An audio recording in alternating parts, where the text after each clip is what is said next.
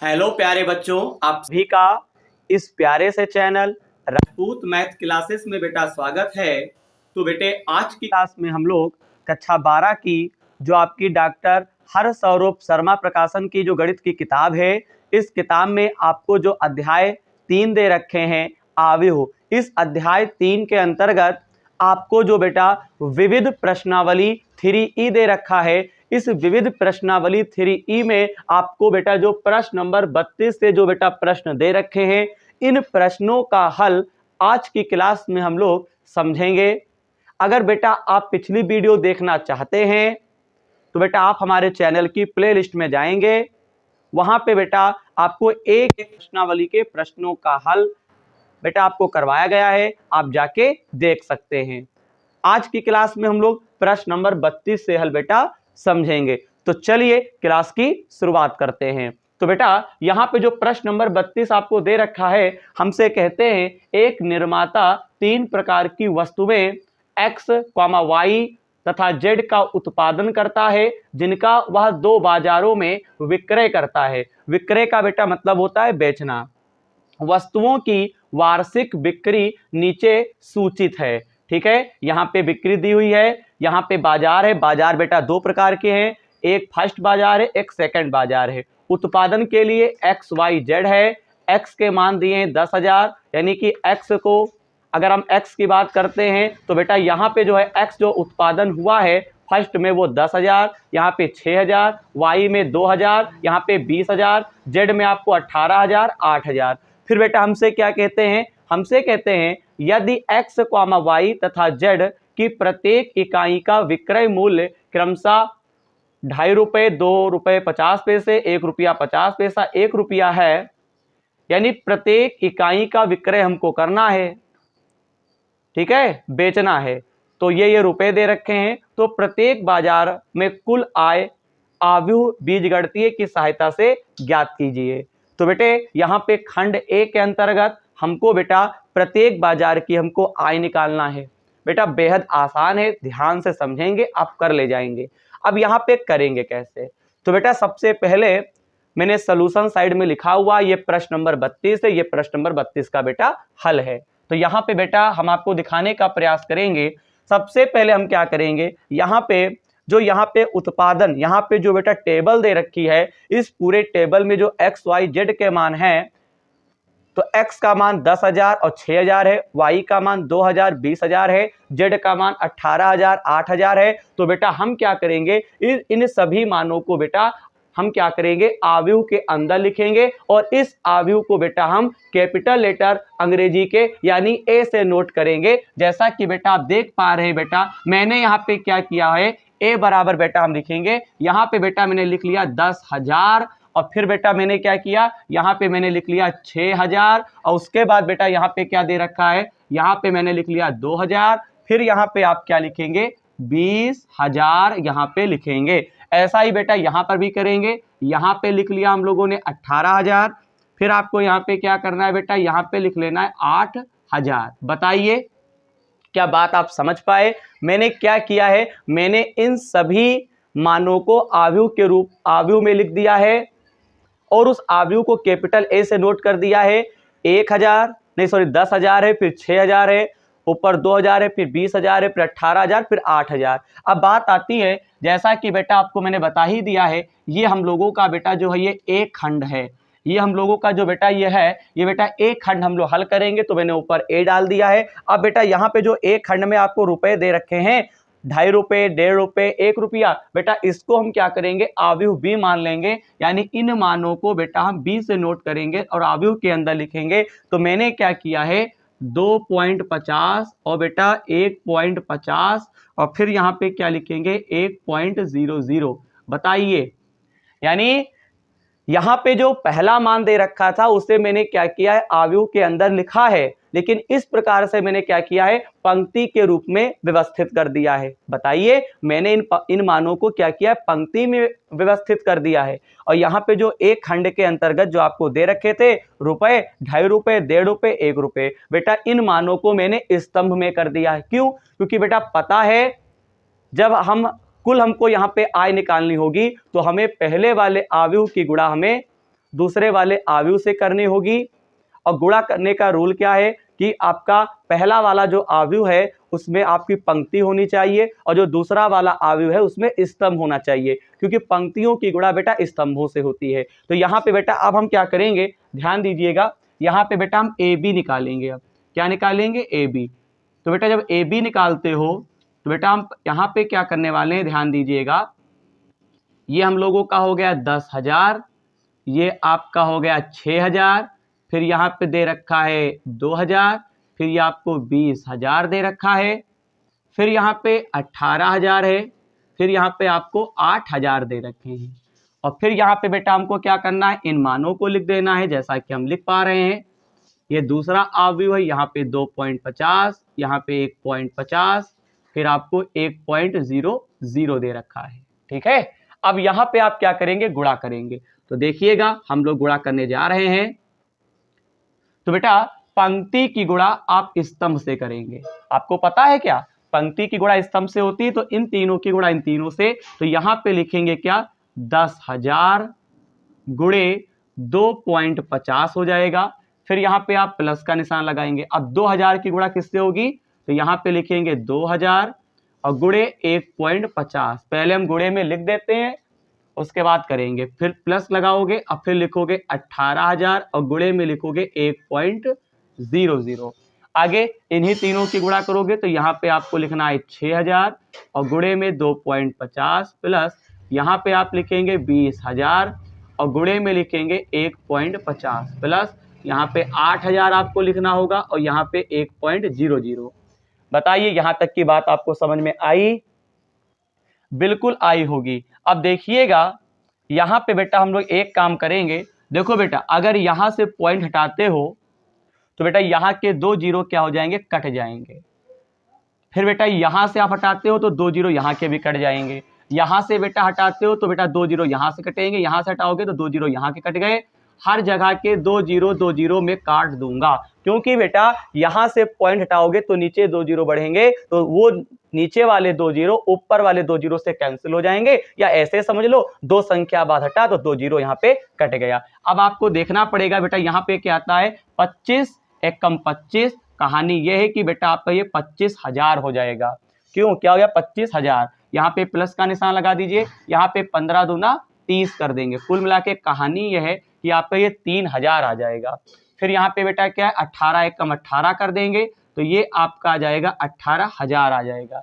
यहाँ पे 25 छक्का 150 कर देंगे तो 25 छक्का 150 जब करेंगे तो आपका 150, फिर यहाँ पे 2 जीरो बढ़ गए, ये 15,000 बनेगा। 25 छक्का 150, 2 जीरो बढ़ा दीजिए। यहाँ पे क्या करेंगे, 15 दूना 30, 15 दूना 30 तो ये आपका 30,000 बनेगा, क्योंकि 15 दूना 30, हाँ तो जीरो बढ़ा देंगे। फिर यहाँ पे क्या करेंगे, 80 एकम 80, तो कुल मिला के कहानी ये आपका हो जाएगा 8,000। अब बेटा क्या करेंगे, देखिएगा काफी जोड़ घटाव बहुत है। अब आप जोड़ लीजिए, ये 25 3 28, 28 2 30, 36 10 46, कुल मिला के ये बनेगा आपका 46,000। 15 3 ये 30,000 है, तो 30 40 45 5 53,000, ये टोटल आपका कितना बनेगा, 53,000 आपका बनेगा। बेटा कितना बनेगा, ये आपका बनेगा 53,000। बताइए क्या इतनी बात आप समझ पा रहे हैं? सबसे पहले क्या किया गया मैं आपको बताना चाहूंगा।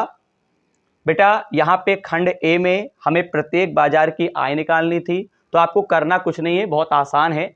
मैंने क्या किया, यहाँ पे जो टेबल दे रखा था, इस टेबल के अंदर जो भी XYZ उत्पादन हो रहा था उसके जो मान थे उन सभी मानों को मैंने आव्यूह में लिख दिया और उस पूरे आव्यूह को मैंने ए मान लिया।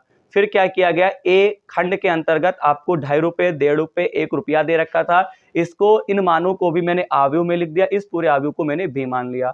अब हम क्या करेंगे, ए बी निकालेंगे, ठीक है, क्योंकि हमें आय निकालनी है। तो अब क्या करेंगे, ए वाला आव्यूह यहाँ पे, बी वाला आव्यूह वहां पे, गुणा करेंगे। तो गुणा करने पर पहली पंक्ति गुणा स्तंभ से, फिर इस पंक्ति की गुणा स्तंभ से, गुणा कर दिया, काट पीट दिया, तो 46,000 और 53,000 आ चुका है। तो बेटा इसके आगे बेटा हम यहाँ पे लिख सकते हैं फर्स्ट, यहाँ पे लिखेंगे फर्स्ट बाजार की आय। तो फर्स्ट बाजार की अगर बेटा हम आई की अगर बेटा बात करते हैं तो बेटा पहला वाला मान फर्स्ट बाजार का होगा, तो ये आपको पता चलेगा 46,000। फिर यहाँ पे क्या लिखेंगे, सेकंड बाजार की आय, तो ये हमारा क्या हो जाएगा बेटा, 53,000 हो जाएगा। बताइए कि आप ये बात समझ पा रहे हैं, ये 53,000 बेटा लिखा है, कितना है, 53,000। 46,000, सेकंड बाजार की आय आई है बेटा 53,000। ठीक है, आप आंसर शीट मिला सकते हैं। तो बेटे इस प्रकार से ये आपका क्या हो जाएगा बेटा, आंसर हो जाएगा। ये आपका क्या हो जाएगा, ये आपका आंसर हो जाएगा 53,000 रुपये, 46,000 रुपये। फटाफट बेटा स्क्रीनशॉट ले लो। फिर बेटा आगे की क्या दिक्कत है, बेटा आगे हमें क्या करना है, देखिए। तो बेटा फर्स्ट खंड आपका हल कंप्लीट हो गया।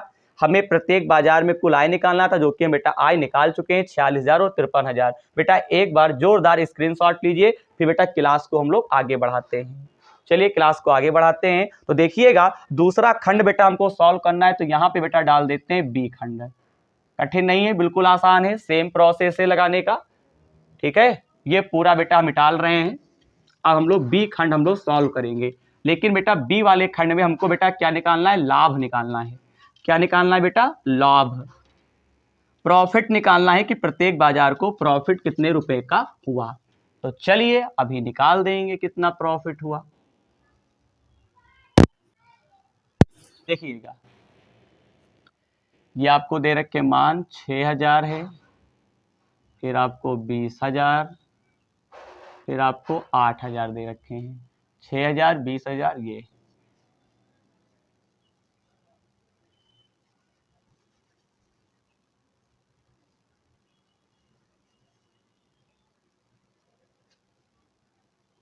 देखिएगा। तो फिर क्या है, हमको बी खंड लगाना है। तो जब बी खंड बेटा आप लगाओगे तो सेम प्रोसेस है, बस केवल थोड़ा सा चेंजिंग है। तो जब बी खंड लगाओगे तो टेबल तो बनी ही है, तो टेबल की सहायता से मैंने ए निकाल लिया, जैसा कि मैंने अभी बताया था। ठीक है, अब यहाँ पे जो बी खंड है, यहाँ पे जो मूल्य दे रखा है उसको बेटा क्या करोगे, बी मानोगे। तो चलिए बी मान लेते हैं। अब यहाँ पे क्या दे रखा है, ध्यान से देखिएगा। देखो यहाँ पे आपको दे रखे हैं 2 रुपए, ये पूरे पूरे 2 रुपए हैं। फिर आपको दे रखा है 1 रुपए। फिर पता है आपको क्या दे रखा है, यहाँ पे 50 पैसे हैं। तो बेटा पैसे को रुपए में बनाओ, तो 1 रुपए में 100 पैसे होता है। और यहाँ पे बेटा पैसा है, और ये बेटा 2 रुपए में है। ये 2 रुपए हैं, 1 रुपए, ये बेटा पैसे में। तो इस पैसे को चेंज करना पड़ेगा रुपए में। 1 रुपए में 100 पैसे होते हैं, तो पैसे में हम क्या करेंगे, 100 से भाग करेंगे। तो आपका कुल मिला के कहानी है, ये 0.50 आपका रुपया आ जाएगा। 0.50 क्या आ जाएगा बेटा, ये रुपए आ जाएंगे। मैंने पैसे को रुपए में चेंज कर लिया, ए और बी पता चल गया है। अब आप बेटा क्या करोगे, ए बी निकालोगे। तो ए बी के लिए क्या है, ये आपका मान है, ये आपको दे रखा है 10,000, फिर 6,000। एक भी जीरो कम ना हो, वरना पूरा सवाल गलत हो जाएगा। फिर यहाँ पे क्या दे रखे हैं, 18,000। फिर ये आपको दे रखे हैं 8,000, 10,000, 2,000, 18,000, 6,000, फिर यहाँ पे 20,000, फिर 8,000। ठीक, अब आप इन मानों को रखिए। ये 2 रुपए दे रखा है, ये आपको 1 रुपए दे रखा है, ये आपको 0.50 दे रखा है। अब चलिए गुणा करिए। चलो, तो पंक्ति की गुणा स्तंभ से करेंगे, तो गुणा नहीं कर रहे हैं, केवल हम गुणे में लिख देते हैं। ये 10,000 गुणे 2.00। फिर यहाँ पे क्या करेंगे, प्लस ये आपका हो गया 2,000 गुणे 1.00 प्लस 18,000 गुणे में क्या लिख देंगे, 0.50। फिर यहाँ पे 6,000 गुणे 1.00 प्लस ये आपका क्या बनेगा, 20,000 गुणे 1 मिनट, यहाँ पे 2 होगा, यहाँ पे आपका 2 होगा। 20,000 गुणे 1.00 प्लस 8,000 गुणे 0.50। बताइए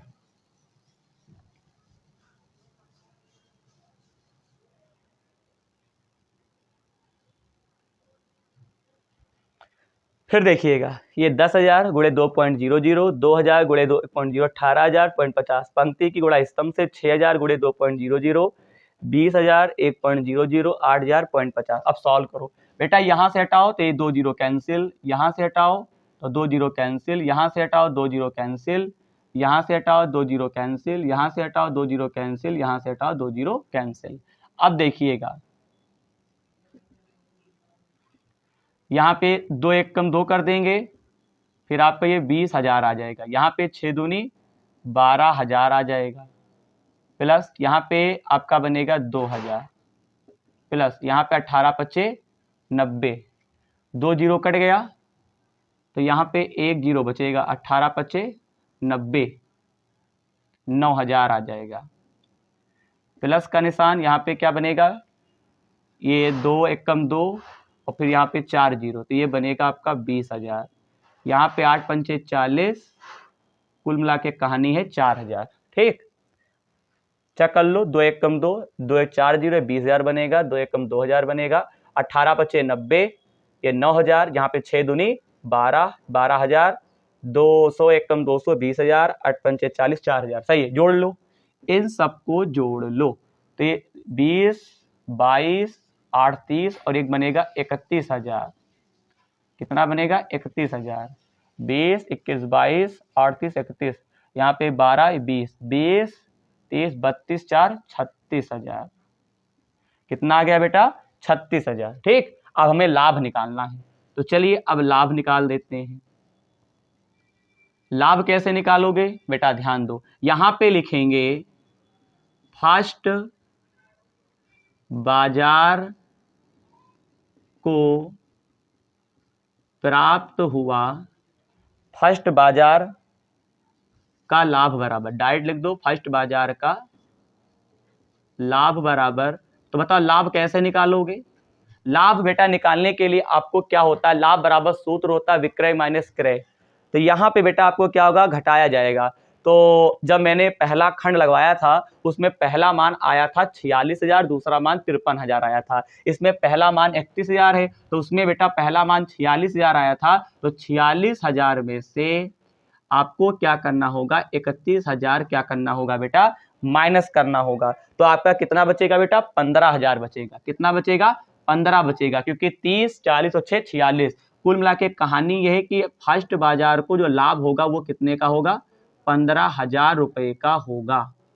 आगे क्या है, आगे देखिएगा, यहां पे लिख देते हैं सेकंड बाजार का लाभ बराबर।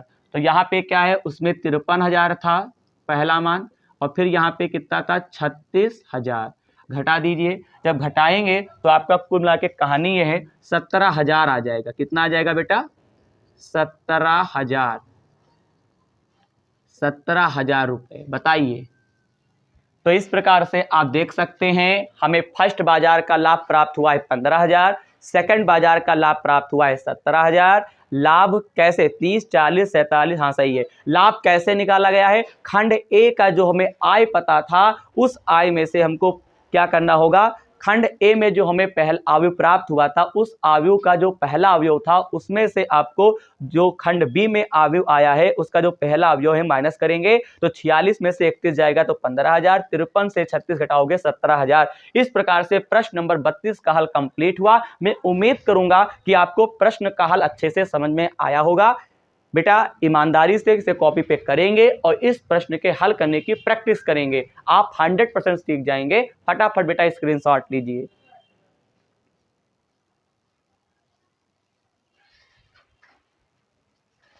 आई होप कि आपने स्क्रीनशॉट ले लिया होगा। अब चलिए, अब हम लोग प्रश्न नंबर 33 का हल हम लोग समझेंगे कि किस प्रकार से किया जाएगा। चलिए प्रश्न नंबर 33 देखते हैं कि बेटा क्या दे रखा है। हालांकि प्रश्न नंबर 33 भी बेटा आपका बड़ा क्वेश्चन है। बस एक काम करो बेटा, एक बार किताब में पढ़ लो कि किस प्रकार से आपको ये दे रखे हैं, फिर हम आपको बताने जा रहे हैं कि कैसे आपको यहाँ पे लगाना है। ये विविध प्रश्नावली बेटा है 3E।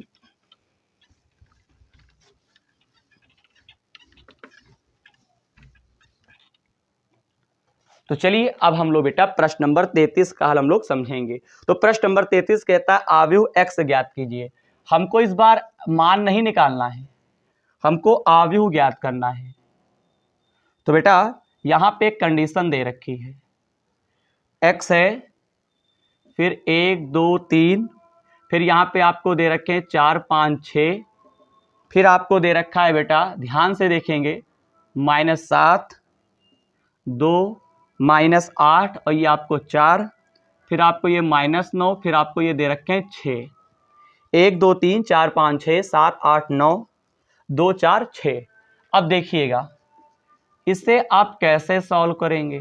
देखिए सबसे पहले बेटा आपको क्या करना है, x बराबर आपको मान लेना। मैंने x बराबर आव्यूह मान लिया a b c और d, और फिर बेटा हम लोग क्या करेंगे, इस आव्यूह को हम x के स्थान पर लिखेंगे।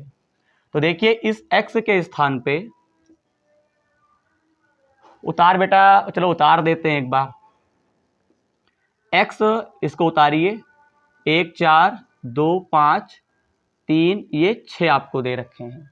फिर बेटा आपको यहाँ पे क्या दे रखे हैं, -7 2 8 और यहाँ पे 4 -9 6। यहाँ तक की बात समझ में आ रही है। अब बेटा इस x के स्थान पे आपको लिख देना है क्या, a b c और d लिख देंगे, और फिर ये तो आपका चल ही रहा, 1 4 2 5 यहाँ पे 3 और 6 लिख देंगे। यहाँ पे क्या है, ध्यान से देखेंगे, -7 2 -8 4 -9 और ये आपका बन जाएगा 6। क्या आपको ये बात समझ में आ रही है। अब बेटा इसमें क्या करेंगे, हम पहले गुणा करते हैं। देखिए इन दोनों आव्यूह की आप गुणा करें तो पंक्ति की गुणा स्तंभ से, तो एक कम क्या बनेगा, a बनेगा, b की गुणा 4 से करेंगे तो आपका 4b बनेगा। बताइए, फिर इनकी गुणा इनसे करेंगे तो आपका ये 2a बनेगा, फिर यहाँ पे क्या बनेगा 5b बनेगा, फिर गुणा करेंगे तो यहाँ पे बेटा आपका 3a प्लस आपका ये क्या बनेगा 6b बनेगा। इसी प्रकार बेटा इसकी गुणा आप इससे करेंगे, पंक्ति की गुणा स्तंभ से आपको पता ही है, c एक कम c, फिर यहाँ पे आपको 4d मिलेगा, फिर यहाँ पे क्या करेंगे 2c, ये आपको 5d मिल जाएगा, फिर यहाँ पे क्या करेंगे 3c प्लस आपको यहाँ पे 6d मिल जाएगा। ठीक, पंक्ति की गुणा स्तंभ से एक कम a 4b, फिर यहाँ पे 2a, फिर यहाँ पे 5b, यहाँ पे 3, यहाँ पे 6b, यहाँ पे क्या कर c एक कम c, यहाँ पे 4d, सही है ना, गुणा हो गई। और बराबर बेटा क्या करेंगे, -7 2 -8 यहाँ पे 4 -9 और ये आपका क्या बनेगा 6 बनेगा। क्या बनेगा, 6 बनेगा। अब यहाँ पे बेटा आप तुलना कर लो, तो एक काम करते हैं, यहाँ पे जब तुलना करेंगे तो हमें समीकरणें प्राप्त होंगी। तो पहली पंक्ति से, चलिए इधर लिख दें, ज़्यादा अच्छा रहेगा, अच्छा भी आपको समझ में आएगा। देखिएगा यहाँ पे लिखते हैं, पहली पंक्ति से प्राप्त समीकरण, पहली पंक्ति से प्राप्त समीकरण। तो बताइए क्या लिखा है, a + 4b बराबर हम क्या लिखेंगे, -7। इसे समीकरण नंबर 1 कह देंगे, इसे हम लोग क्या कह देंगे, इसे 1 कह देंगे। फिर यहाँ पे 2a + 5b बराबर क्या लिख देंगे, -8, इसे 2 कह देंगे। फिर यहाँ पे क्या है 3a + 6b बराबर आप लिख देंगे -9, इसे समीकरण नंबर 3 कह देंगे। ये बात समझ में आ रही है। अब हम क्या करेंगे, दूसरी पंक्ति से प्राप्त समीकरण। तो दूसरी पंक्ति इसमें कौन सी है, ये है। तो यहाँ पे क्या लिखेंगे, c + 4d बराबर कितना हो जाएगा 2, इसे समीकरण नंबर 4 कह देंगे। यहाँ पे क्या लिखेंगे 2c + 5d बराबर आपका क्या आ जाएगा 4, इसे समीकरण नंबर 5 कह देंगे। यहाँ पे तो समीकरणों की बौछारें हैं। यहाँ पे क्या लिखा है 3c + 6d बराबर 6, इसे समीकरण नंबर 6 कह देंगे। अब भैया देखिएगा, मैंने क्या किया, a + 4b बराबर -7 हो जाएगा, संगत अवयवों की बेटा मैंने तुलना की है। यहाँ पे हम लोगों ने क्या लिखा, संगत अवयवों की बेटा हम लोगों ने क्या किया है बेटा, यहाँ पे हम लोगों ने तुलना किया है। संगत अवयवों की तुलना करने पर, ठीक, संगत अवयवों की तुलना करने पर। अब तुलना जब किया तो हमें क्या हुआ, पहली पंक्ति से प्राप्त समीकरण a + 4 बराबर -7, 2a + 5b बराबर -8, 3a + 6b बराबर -9। समझ पा रहे हैं, 6 + 4d बराबर 2 हो गया, 2c + 5d बराबर आपका 4 हो गया, 3c + 6 बराबर 6 हो गया। अब आपको बेटा इन समीकरणों को हल करना है और इन समीकरणों की सहायता से आपको a, b, c, d के मान ज्ञात करना है और उसके बाद वही मान आपको इस x वाले अवयव जो आपने माना इसमें रख देना है, आपको आंसर प्राप्त हो जाएगा। बेटा आपको बात समझ में आ गई होगी। अब मालूम क्या करेंगे, ध्यान से देखिएगा।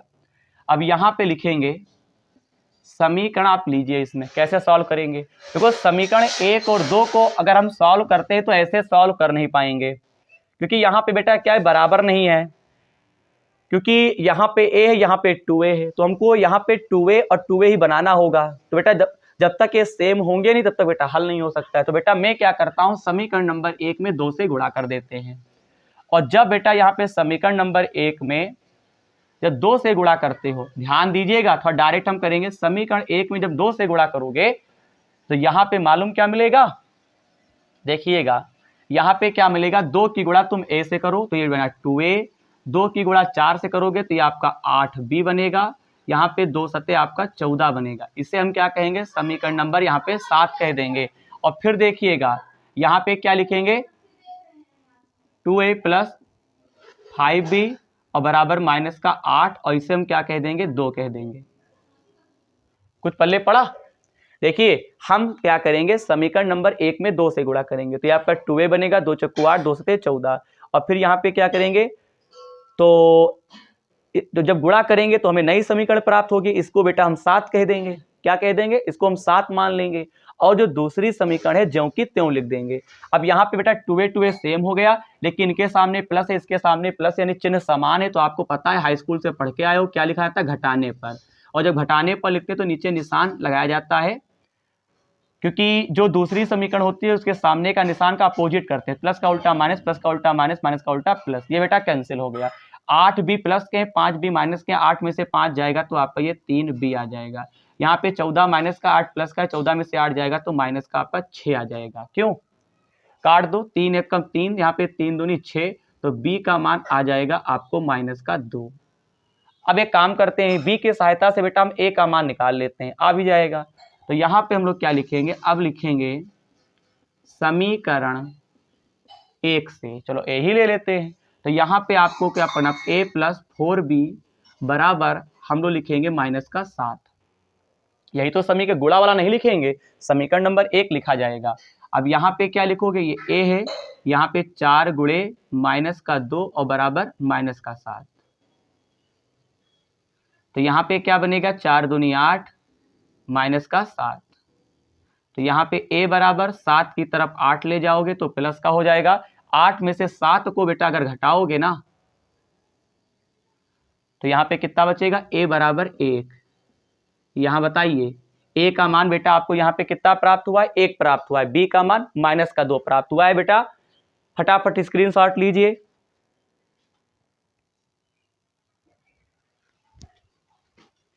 आई होप कि बेटा आप इतना समझ गए होंगे। अब हमें आगे क्या करना है, हमें बेटा आगे इसमें क्या करना है, अब हम लोग क्या करेंगे, c और d का मान ज्ञात कर लें। ठीक, तो चलिए इधर का बेटा हम निकाल देते हैं। अब देखिए, जब c और d का जब बेटा मान निकालोगे तब क्या करना, कौन सी समीकरणें आपको लेनी पड़ेंगी। बेहद आसान है, जैसा अभी मैंने सॉल्व किया ऐसे फिर करो। देखो यहाँ पे अब हम आते हैं 4 और 5 समीकरण में। तो 4 में आपको c दे रखा है, यहाँ पे आपको 2c दे रखा है, तो आप समझ गए होंगे कि सेम मैंने यहाँ पे 2 से गुणा कर दो। और जब 2 से गुणा करेंगे ना, जब 2 से गुणा करेंगे तो यहाँ पे बेटा इसके आगे आप इधर आएंगे, तो यहाँ पे जब 2 से गुणा करेंगे तो क्या बनेगा, 2c 2 चक्कू 8D, 2 दूना 4। इसे आप समीकरण नंबर कौन सी कह देंगे? 8 कह देंगे, क्योंकि नई समीकरण है। और फिर देखिए इसी के ठीक नीचे यहाँ पे समीकरण नंबर 5 वाले को, क्योंकि बेटा 4 अब 4 में तो गुणा किया गया, तो 4 की सहायता से नई समीकरण बनी, उसे हम 8 कह देंगे। और 5 वाली समीकरण को हम ज्यों का त्यों लिख देंगे, यहाँ पे 5D और बराबर 4। इसे हम क्या कह देंगे? समीकरण नंबर बेटा 5 ही कह देंगे। बताइए। अब देखो यहाँ पे भी 2C प्लस प्लस का है, तो चिन्ह कैसे है? समान। तो समान का मतलब होता है घटाने पर, और नीचे आपको यहाँ पे माइनस माइनस कर देना होगा। 2C कैंसिल, 8 में से 5 घटाओगे तो आपको यहाँ पे 3D आ जाएगा। 4 में से 4 गया तो 0 बचेगा। तो D बराबर जब मान निकालोगे तो 0 के नीचे 3। तो कुल मिला के कहानी यह है कि D बराबर आपको क्या प्राप्त होगा? 0 प्राप्त होगा। D बराबर क्या प्राप्त होगा? 0 प्राप्त होगा। अब हम यहाँ पे क्या करेंगे? आप समीकरण कोई भी ले लो, लेकिन बेटा हमें D का मान आ चुका है, हमको C का मान चाहिए, तो समीकरण 4 ले लेते हैं। समीकरण 4 से, और जब बेटा समीकरण नंबर 4 लोगे तो ये आपको दे रखे हैं C + 4D बराबर आपको 2। यहाँ पे मान रखो तो यहाँ पे C प्लस, यहाँ पे 4 गुणे 0 बराबर 2। 4 की गुणा आप 0 से करेंगे, सब 0 हो जाएगा, तो C बराबर आपको मान प्राप्त हो जाएगा 2। इसी के आगे बेटा हम क्या करते हैं? इसी के आगे बेटा आपने जो x बराबर माना था, आपने माना था A, B, C और D, तो इसमें बेटा आप मान रख दो। तो x बराबर जब मान आप रखोगे तो A का मान कितना आया है? 1, B का मान कितना आया है? -2, C का मान अगला है 2, D का मान कितना आया? 0। तो इस प्रकार से हमें x का अवयव प्राप्त हो चुका है, 1, -2, 2 और 0। सवाल कुछ कठिन नहीं था। यहाँ पे आपको एक कंडीशन दे रखे थे, x बराबर अवयव हम लोगों ने मान लिया, और मानने के बाद क्या किया? यहाँ पे ABCD मान लिया, फिर मैंने यहाँ पे रख दिया, गुणा किया, मैंने समीकरणें बन गई, समीकरणों की तुलना कर ली दूसरे वाले अवयव से, समीकरणों को हल किया गया, ABCD के मान प्राप्त हो गए, और यही ABCD के मान x वाले जो अवयव हमने माना था उसमें रख दिया, आपका आंसर हो जाएगा। बताइए।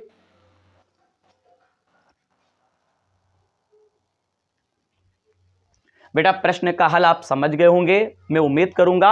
अब बेटा स्क्रीनशॉट ले लीजिए। अब क्लास को आगे बढ़ाते हैं। अब हम लोग प्रश्न नंबर 34 का हल समझेंगे। ये प्रश्न नंबर जो 34 है, ये विविध प्रश्नावली 3E का ये अंतिम प्रश्न है। आज से हम लोग विविध प्रश्नावली 3E हम लोग खत्म कर देंगे, फिनिश कर देंगे। तो चलिए प्रश्न नंबर 34 देखते हैं, और इस पूरी प्रश्नावली को हम लोग खत्म करते हैं।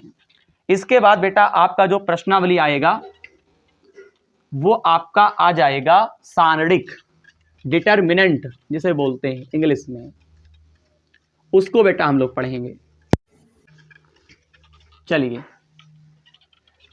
तो प्रश्न नंबर यहां पे जो 34 दे रखा है, सबसे पहले आप उसे आप पढ़िए।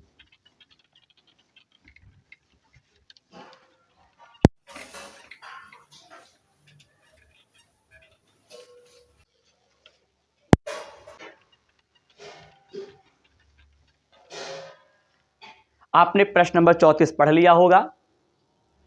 अब हम बेटा प्रश्न नंबर 34 बेटा अभी पढ़ेंगे, और फिर हम आपको बेटा उसका हल समझाएंगे। यहां पे जो बेटा प्रश्न नंबर 34 आपको दे रखे हैं, इसमें हमें गणितीय आगमन का सिद्धांत यूज करना पड़ेगा। हमसे कहते हैं यदि A तथा B समान कोटि के वर्ग अवयव हैं, तो इस प्रकार कहें कि AB बराबर BA, तो गणितीय आगमन के सिद्धांत से सिद्ध कीजिए AB बराबर ABN बराबर BNA होगा। इसके अतिरिक्त सिद्ध कीजिए समस्त n बिलोंग कैपिटल N के लिए AB का होल n AN BN होगा। कहानी यह है, प्रश्न आपने देख ही लिया होगा। अब इसे करेंगे कैसे, देखिएगा। सबसे पहले आपको यहां पे गिवन है, आपको यहां पे गिवन है AB बराबर आपको बेटा BA दे रखे हैं, और दूसरी चीज यहां पे इस क्वेश्चन में 2 पार्ट हैं, तो यहां पे हम लेंगे फर्स्ट पार्ट लेने पर, और फर्स्ट पार्ट में आपको सिद्ध क्या करना है? फर्स्ट पार्ट जब हम लेंगे तो बेटा फर्स्ट पार्ट में आपको सिद्ध करना है गणितीय आगमन के सिद्धांत से AB का n, फिर आपको दे रखे हैं BN, और आपको यहाँ पे A दे रखा है। ठीक है, इस प्रकार से कुछ आपको दिया हुआ है। अब इसका हम सलूशन अगर करते हैं फर्स्ट पार्ट का, तो बेटा मेरी बात जरा ध्यान से सुनो। सबसे पहले हम क्या करते हैं, यहां पे लिख देते हैं गणितीय आगमन के सिद्धांत से, गणितीय आगमन के सिद्धांत से।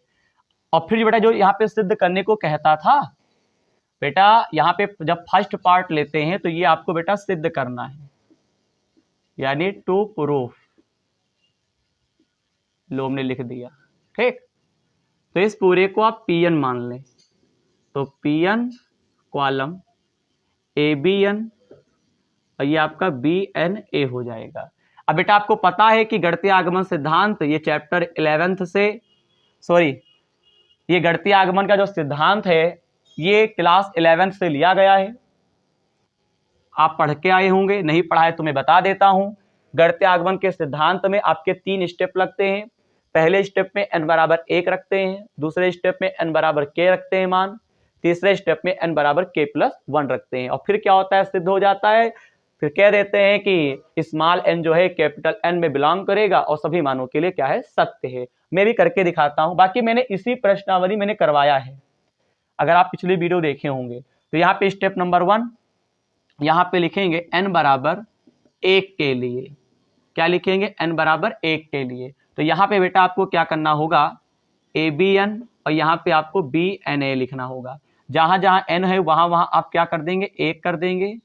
तो इस प्रकार से, तो यहाँ पे कहने की बात यह है AB बराबर क्या गया, BA। और दूसरी चीज आपको बेटा प्रश्न में AB बराबर क्या दे रखे हैं, BA दे रखे हैं।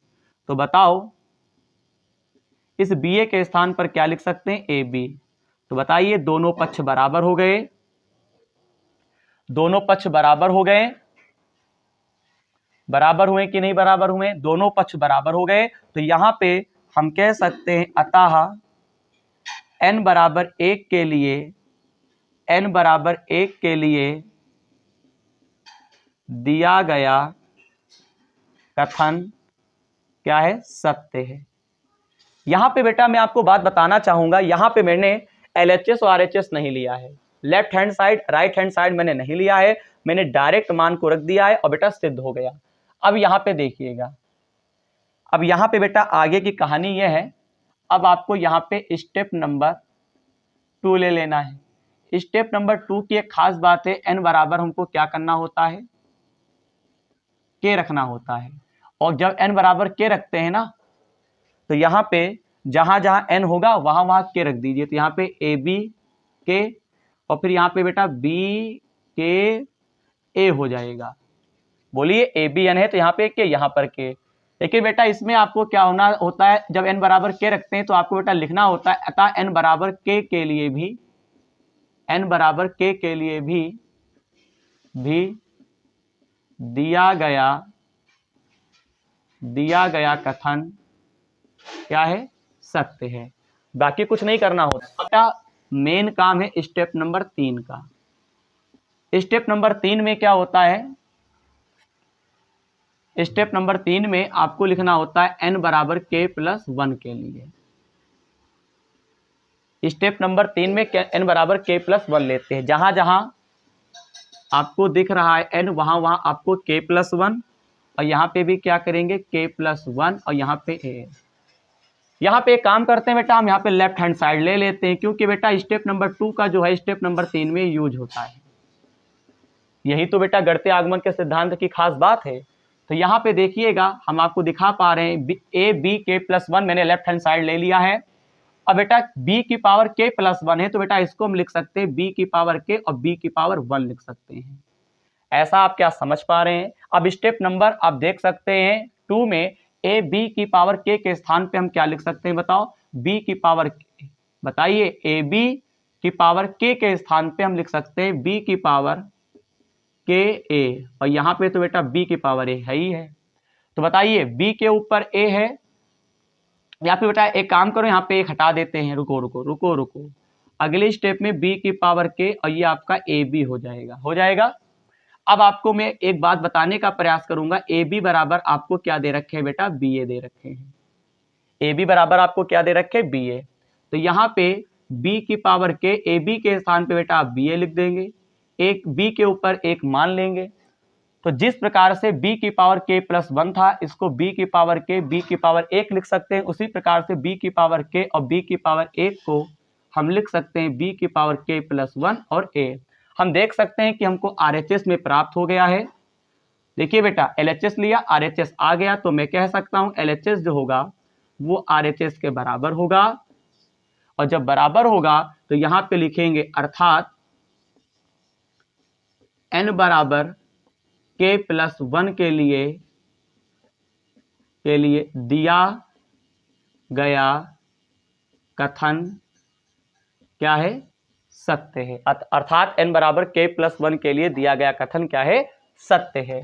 तो इस प्रकार से यहाँ पे हम लोगों ने फर्स्ट पार्ट को हल कर दिया है। इसी के आगे बेटा आपको थोड़ी हिंदी लिखनी पड़ेगी।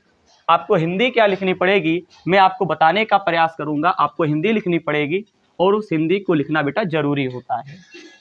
इसी के आगे आपको हिंदी लिखना है, अतः गणितीय आगमन के सिद्धांत से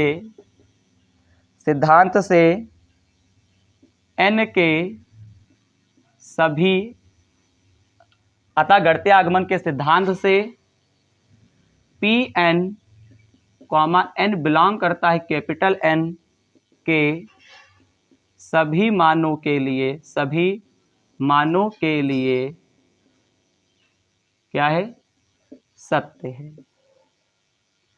अतः गणितीय आगमन के सिद्धांत से Pn, n बिलोंग करता है कैपिटल N में के सभी मानों के लिए क्या है? सत्य है। तो इस प्रकार से प्रश्न नंबर 34 का जो पहला पार्ट था A, B, N और B, N, A बेटा हमको सिद्ध करना था, जो कि बेटा मैंने सिद्ध करके समझा दिया है। अब बेटा एक काम करना है आपको होमवर्क में, जो यहाँ पे बेटा इसी प्रश्न नंबर 34 में आपको बेटा जो दूसरा खंड दे रखे हैं, इसे बेटा आप स्वयं करेंगे। सेम प्रोसेस से करिएगा, आप कर सकते हैं, मुझे पूरा भरोसा है। और प्रश्नावली को कंप्लीट करिए। कर लेंगे ना? बताइए हाँ कि ना। कर लेंगे कि नहीं कर लेंगे? हाँ, मुझे लगता है कि आप कर लेंगे। ठीक है, विविध प्रश्नावली आपकी आज की कंप्लीट होती है। प्रश्न नंबर 34 का दूसरा खंड आप कर लेंगे। ठीक है, तो आज से हम लोगों का जो विविध प्रश्नावली 3E था, आज की वीडियो में पूर्ण रूप से समाप्त हो चुका है।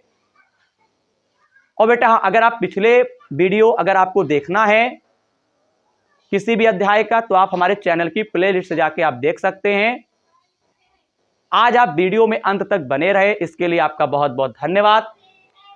अब बेटा हमारा जो अगला चैप्टर रहेगा, यानी चैप्टर अगर हम कहें चैप्टर 4 सारणिक, जिसे इंग्लिश में कहते हैं डिटर्मिनेंट, तो इस चैप्टर के अंतर्गत पहले हम लोग बेसिक कॉन्सेप्ट पढ़ेंगे और फिर बेटे एक एक प्रश्नावली के प्रश्नों का हल हम आपको समझाएंगे। तो मिलते हैं अगली वीडियो में। इसी ऊर्जा के साथ हम आएंगे नया बेसिक कॉन्सेप्ट लेके।